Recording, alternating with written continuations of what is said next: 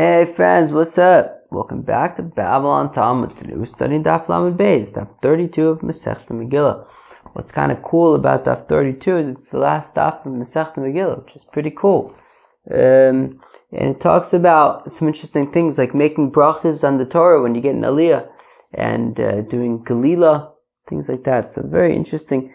Let's jump in. We're on Daf Lamed Beis, Amud Aleph, all the way at the top. So if a fellow is getting an aliyah, so he goes up to the Torah, he opens up the Torah, he sees, what he's meant to, what the aliyah is all about, what he's reading. Golel, and he then closes the Sefer Torah, and then he makes the blessing when the Sefer Torah is closed. And then after making the blessing, he opens the Torah back up. The Korean reads from the Torah. Div Reb Meir, that's Reb Meir's opinion. Reb Yehuda Omer says, Reb Yehuda poseach v'roeh. The fellow opens up the Sefer Torah, sees where he's going to be reading, umevarech, and then immediately he makes the blessing with the Sefer Torah open. The Korean, he reads from the Torah. My time with Reb Meir. How come Reb Meir says that he's got to close the Sefer Torah before making the bracha? Kide Ula, it's like Ula, the Amr Ula, that Ula says, M'pnema Amru Akori Batorah lo yisayeh l'meturkman. How come they said that the fellow who's reading from the Torah should not assist the translator?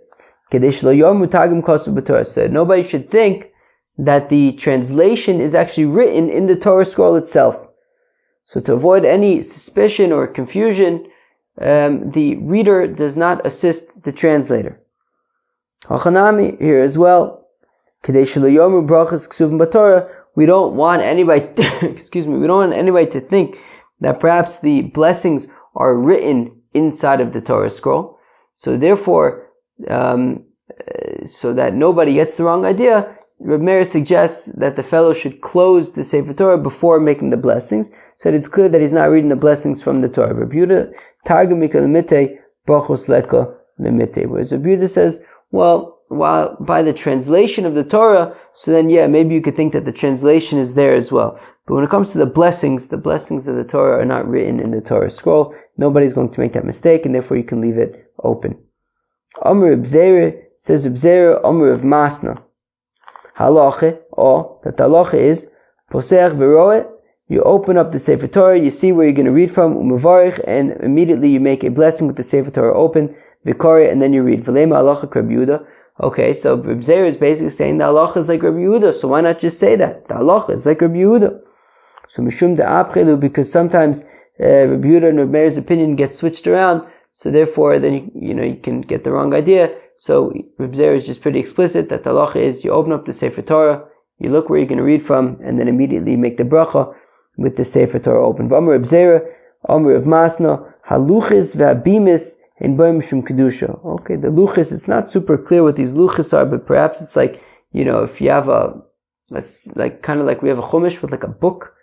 So those like books, and the bima, which is like, with the platform that you read the Torah from, they don't have holiness. Alright.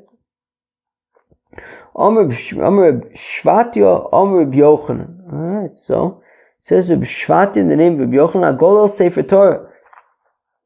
So somebody who's doing Galila, I assume that means also, in the Ashkenazi Sefer Torah is probably also the fellow who's doing Hagba. So you want, so you want that the seam should be in the middle, right? So if you get up to do Hagba, so you want the seam to be in the middle. V'amr Shvat, Amr Yochanan, says Shvat in the name of Yochanan, Golo Sefer Torah, Golo mi bachutz, ve'en Golo mi befnim. So one second, just going back to making sure that the seam should be in the middle. So Rashi says, where am I? Because that way it'll get very tight. Okay, so Rashi says, if the seam is in the middle, you'll be able to roll it up tighter. Now there's another famous opinion, which is that just in case it rips, it'll rip on the seam rather than in the middle of the parchment. All right, fine. Now it says of Shvat in the name of Yochanan. So this is like kind of technical, I don't know. Basically like Apparently, you have if you have a Sefer Torah on your lap or something, and you need to roll it. So roll it from the out. So let's say you have one side of the I don't even know how to say that. One, I don't know, side, I guess, of the Sefer Torah is closer to you, and one side is further. So roll it from the further one, from the outer one. All right. And when you tighten it, tighten it from the inner one. Don't tighten it from the outer one. All right.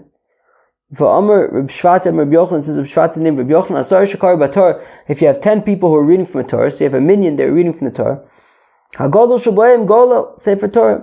So the fellow who should do Galila, the fellow who should roll up the Sefer Torah and put it, when you're done, so that should be the greatest of them. The greatest fellow should do Galila. Hagolo notel schar kulon, that the fellow who does Galila, the fellow who rolls up the Sefer Torah, gets the reward for all of them.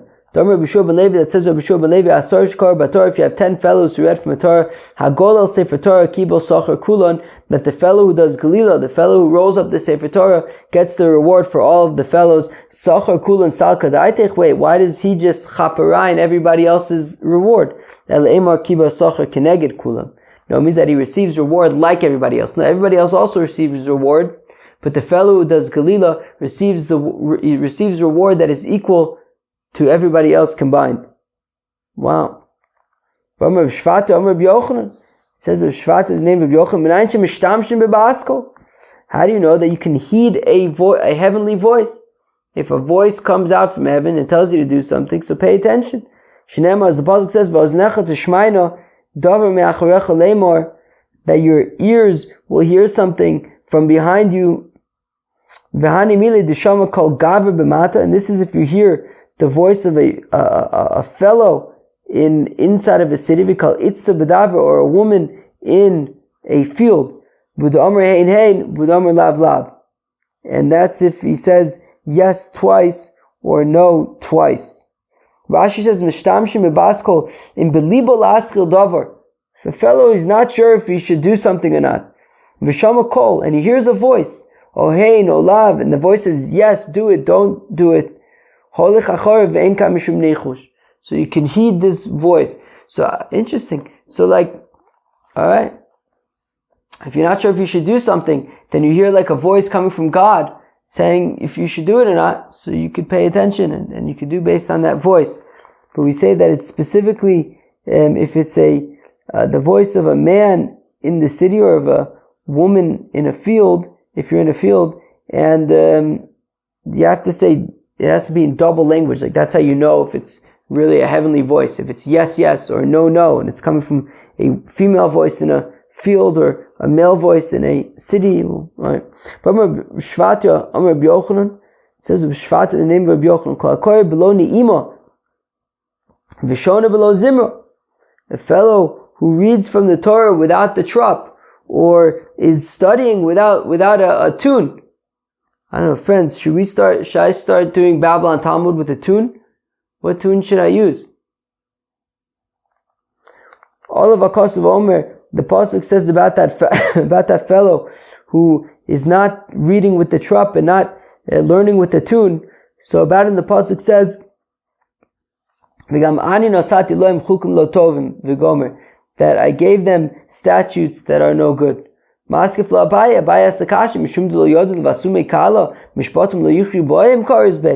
don't understand, says Abai, what? Just because the fellow has a lousy voice, so all of a sudden, mishpatim lo yichyu boim, right? We have this pasuk of that I gave them statutes that are no good and things that they don't live by. So Elikadav Misharshi, rather it's like Rav Misharshi the Amar who says, if you have two Torah scholars who live in the same city, but they don't like each other, they're not comfortable with one another with halacha, they don't interact with one another. Aleim Akasav Omer, about them the pasuk says, that I gave them statutes that are not good, and laws that they cannot live by. Wow. Alright, so I guess if you have two Torah scholars in the city, they should get along. Amr Reb Parnich, says Reb Parnich, Omer Rabbi Yochanan. Alright? A fellow who chaps a Sefer Torah with his bare hand, he's going to be buried naked. Arum Salkadatik was going to be buried naked. No, be buried naked without any mitzvahs. Below mitzvahs Salkadatik? What do you mean? Why should he be buried without any mitzvahs? He's done mitzvahs. Below osa mitzvah. No, he's going to be buried naked without that mitzvah. The mitzvah of, I guess, not touching a Sefer Torah with your bare hand. Better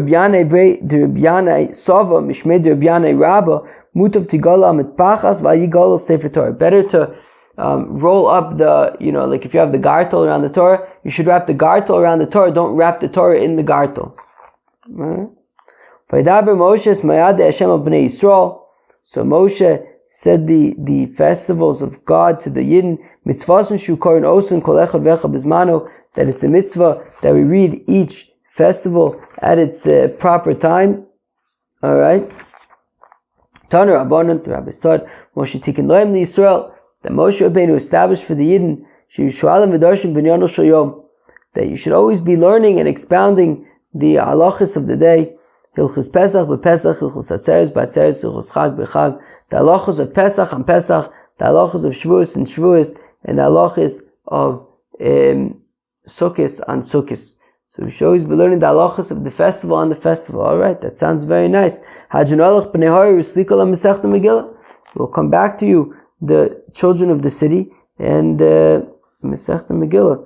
So, alright, friends. So, let's just to review quickly the daf.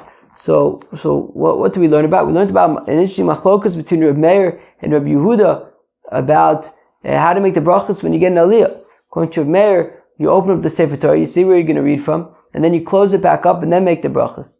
Whereas Yehuda says no, you open up the Sefer Torah, you see where you're going to read, and you make the bracha immediately you don't have to close it back up. We discussed Galila, which is very, very interesting. That we said, first of all, if you're gonna, when you do Galila, when you roll up the Sefer Torah, make sure that the crease is in the middle. Rashi says, because that way that you can roll it up tighter. And we said that the fellow who does Galila, he gets reward that's equal to the reward of everybody else. It's a very special thing to get Galila. And at the very end, we learned that Moshe Rabbeinu established that we should always learn the halachis of every festival on the festival. Friends, that was Daf Lamed Beis. It was also Masechta Megillah. What do you guys think of Masechta Megillah? It was pretty interesting, right?